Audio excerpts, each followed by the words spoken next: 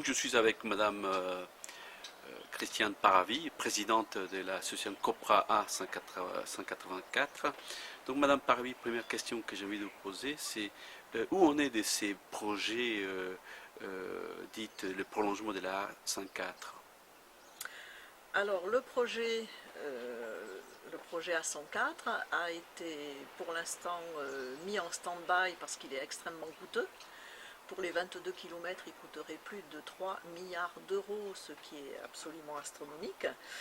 Et je rappelle qu'à ce prix-là, la population n'est pas protégée, hein, ou très peu, juste dans quelques communes et vraiment très peu.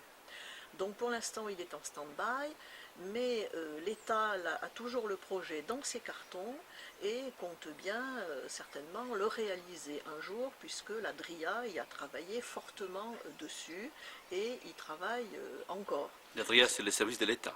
Voilà, la direction régionale de l'État. Donc ce projet a été mis dans les projets de seconde priorité par la commission Mobilité 21.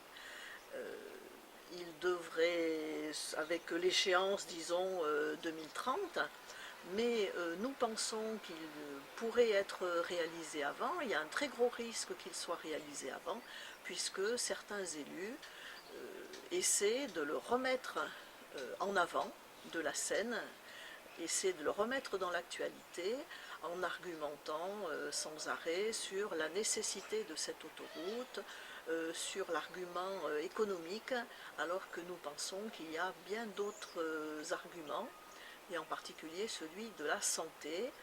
En effet, les populations seront très concernées et subiront absolument beaucoup de nuisances à cause de cette autoroute en zone urbanisée. Quelle est la réaction que vous fait la prise de position publique et politique d'un certain nombre des élus, notamment des droites, Valérie Pécresse et Carl Olive à Poissy, et Madame Valérie Pécresse qui est candidate à la présidence de la région? Alors nous étions allés voir le maire de Poissy, nous lui avions demandé un rendez-vous. Il nous a reçus et nous avons évoqué effectivement ce projet au cours de ce rendez-vous. Il a insisté sur le fait qu'il était contre le tracé vert. Donc là, de ce côté-là, il nous rejoint.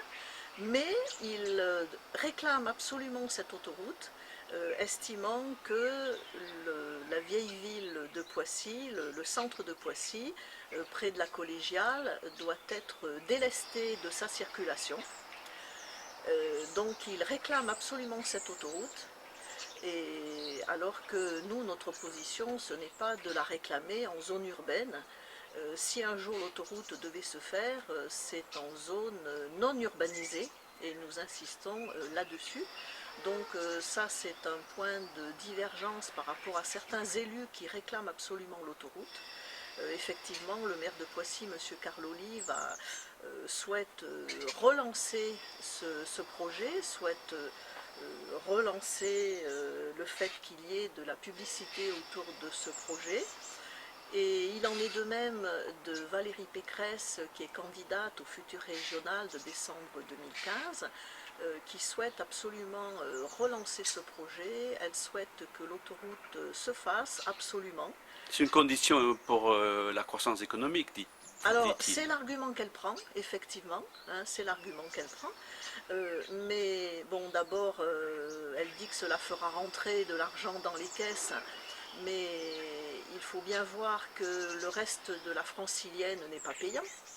Donc, est-ce que nous n'aurions que les 22 km dans notre micro-région qui seraient payants au niveau de cette autoroute? Donc ça, c'est à voir. Effectivement, elle argumente en disant que cela fera rentrer de l'argent dans les caisses, mais il n'était pas question au départ, lors du débat public, que cette autoroute ait un péage quelconque. Quelque part, vous n'êtes pas convaincu par leur argument, si je comprends bien. Voilà, nous ne sommes absolument pas convaincus. Je me demande même si Mme Valérie Pécresse connaît vraiment toute notre région en détail, et quand on habite là, on s'aperçoit que les zones urbanisées se développent et on ne comprend pas comment on peut construire une autoroute dans cette région. Et je rappelle qu'il s'agit d'une autoroute à 2 fois 3 voies, 120 000 véhicules par jour, donc c'est absolument astronomique comme flux de circulation vis-à-vis du flux qui existe actuellement. Donc nous ne sommes vraiment pas d'accord avec les arguments annoncés par Madame Valérie Pécresse qui réclame l'autoroute pour des raisons économiques. L'économie va se développer sans ces 20, elle se développe déjà de toute façon, sans ces 22 km d'autoroute entre Pierrelet et Poissy-Orgeval. Et dernière question que je vais vous poser pour cette rentrée. La rentrée, c'est aussi une rentrée pour les associations. Quel est le message principal que vous essayez d'inculquer vis-à-vis de vos adhérents et voire la population? J'ai l'impression que vous portez une sorte des pierres, comme les mythes de Sisyphe. Vous faites un effort presque qui ne ça se voit, qui n'a aucun, j'allais dire, issue, je sais pas. Il n'y a pas de conséquences. Il n'y a pas de conséquences.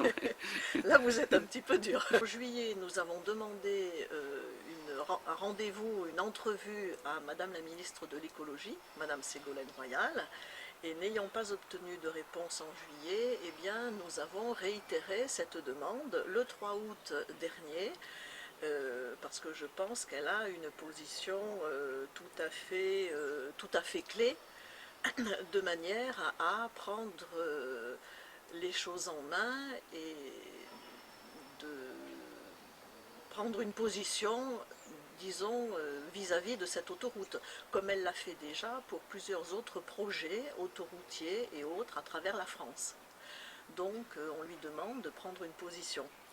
Alors nous, quelle est notre position? Nous ne sommes pas forcément contre les autoroutes, contre toutes les infrastructures routières, mais nous sommes contre les autoroutes en zone urbanisée.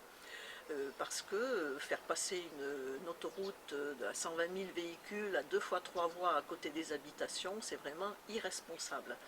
Et nous pensons qu'il y a des travaux à faire, qu'il y a des choses à faire sur le système routier existant, en particulier la RN 184, où il faudrait faire des carrefours en dénivelé pour augmenter la sécurité, pour fluidifier la circulation, et il faudrait augmenter le nombre d'écrans anti-bruit pour protéger la population.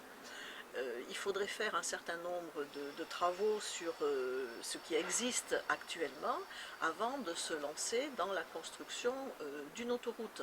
Puis ce que nous demandons, c'est que s'il fallait faire une autoroute, eh bien on demande que des réunions aient lieu entre toutes les parties prenantes, de manière à trouver une autre solution, un autre tracé qui ne passe pas en zone urbanisée, mais alors ce tracé, il devrait être en zone souterraine, bien entendu, pour ne pas gêner les populations. Merci Madame Paravi. Parce que disons, l'argument de santé, actuellement, c'est un argument absolument extraordinaire. C'est un argument sur lequel tous les médias insistent et on y tient beaucoup.